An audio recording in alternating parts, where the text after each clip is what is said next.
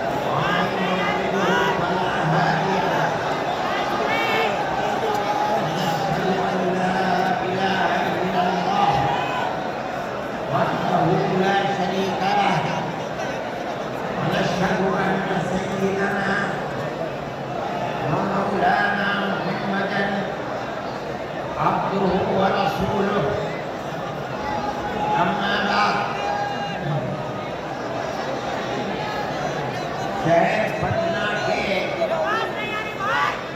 معزز حضرات، جمعیت علماء ہند کے ورکرز اور بہار سے آئے ہوئے جمعیت علماء ہند کے شہدائی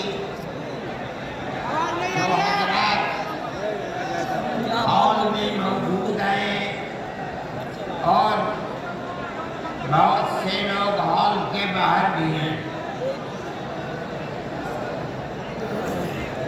جمعیت علماء ہند کا یہ اجلاس صوبہ بہار میں بلایا گیا ہے۔ آپ حضرات کو یہ بات ضرور معلوم ہوگی اور جمعیت علماء کے ورکرز اس بات کو جانتے ہیں کہ جمعیت علماء تقریباً 100 سال سے اس ملک کے اندر ایسی پیار و محبت کے ساتھ قربانیاں دیتی چلی آئی ہے جس کے اندر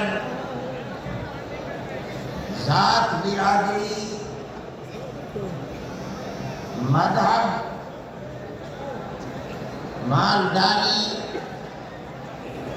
اور فقر ہر چیز سے اوپر اٹھ کر جمعیت علماء نے ہمیشہ ملک کی آزادی کے لیے، ملک میں امن و امان کو پیدا کرنے کے لیے،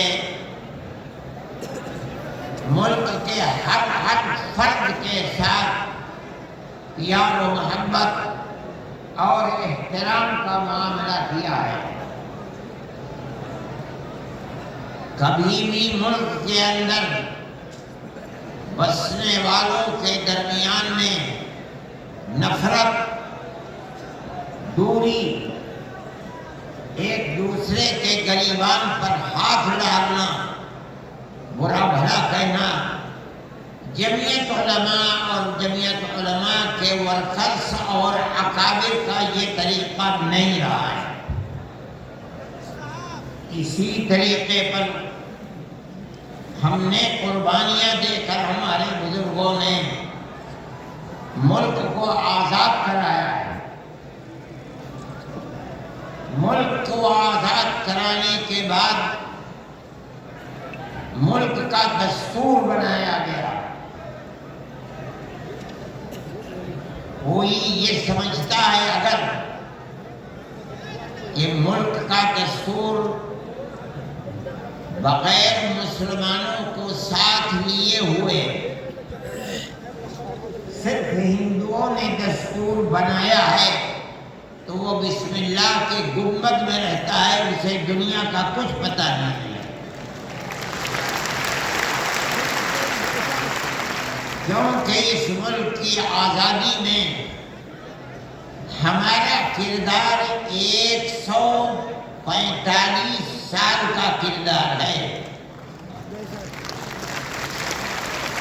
کسی کا کردار اتنے لمبے زمانے تک نہیں ہے کہ وہ مرتے مارتے پھانسی کے پھندوں کے اوپر لٹکتے اپنی گردنوں کو کٹواتے ہوئے 145 سال تک اس ملک کے اندر ہم نے کام کیا ہے۔ 1803 سے لے کر 1947 تک اگر کوئی مائی کا لال ہے، دودھ پیا ہے تو آ کر کے کہے کہ اس کا کردار 145 سال ہے۔ جمعیت علماء کہتی ہے یہ علماء کا کردار ہے۔ یہ کردار پیار و محبت کے ساتھ تھا،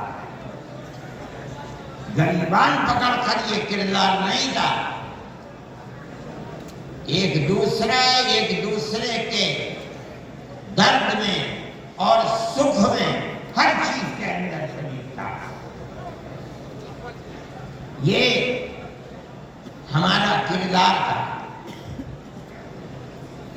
ہم نے اس طرح سے اس ملک کو آزاد کرایا، کوئی نہیں تھا آزادی کی آواز اٹھانے والا۔ 1803 سے ملک کے لیے قربانی دینے والے 1857 کے اندر صرف دہلی کے اندر 33,000 علماء کو قتل کیا گیا۔